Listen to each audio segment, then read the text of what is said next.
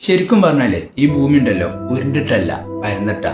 ഒന്ന് ആലോചിച്ച് നോക്കിയാ, ഇത് ഈ ഭൂമി ഉരുണ്ടിട്ടാണെങ്കിൽ എല്ലാ ഭാഗം കർവായി വട്ടത്തിലാണല്ലേ. ഇതിങ്ങനെ പരന്ന് ഇങ്ങനെ നീണ്ടു തുറന്നെടുക്കല്ലേ ഭൂമി.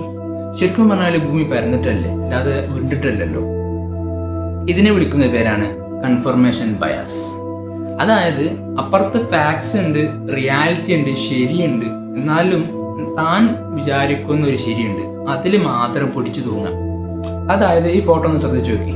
അതിൽ ഒരുത്തനെ കാണുന്നത് 9 മറ്റവൻ കാണുന്നത് 6 അതിൽ ആ 9 കാണുന്നവന് വിശ്വസിക്കുകയാണ് ഇത് 9 ആണ്, ഇത് 6 അല്ല, 9 ആണ്. ഓൻ്റെ ഭാഗത്തുനിന്ന് നോക്കിയിട്ട് അവൻ അങ്ങനെയാണ് വിശ്വസിക്കുന്നത്.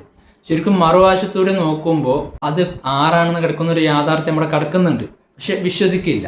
ഇതിനെ വിളിക്കുന്ന പേരാണ് കൺഫർമേഷൻ ബയാസ്. നമ്മൾ വിശ്വസിച്ചൊരു ശരിയുണ്ടല്ലോ, അതാണ് ശരി, അതിനപ്പുറത്തേക്ക് വേറെ ശരിയില്ല. അപ്പം ഞാൻ പറഞ്ഞതൊന്നുമല്ല, അതൊരു കോഗ്നിറ്റീവ് ബയാസ് ആണെങ്കിൽ പോലും നമ്മളെ പക്ഷം മാത്രമാണ് ശരിയെന്ന് വിശ്വസിക്കുന്നതിന് അപ്പുറത്ത് മറുവശത്തും ചില ശരികളുണ്ടെന്ന് നമ്മൾ വിശ്വസിച്ച് തുടങ്ങാം.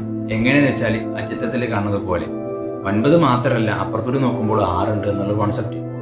അപ്പോൾ ഒരു പുതിയ അറിവായില്ലേ, ശരിയാവുന്നേ. ശരി എന്നാ.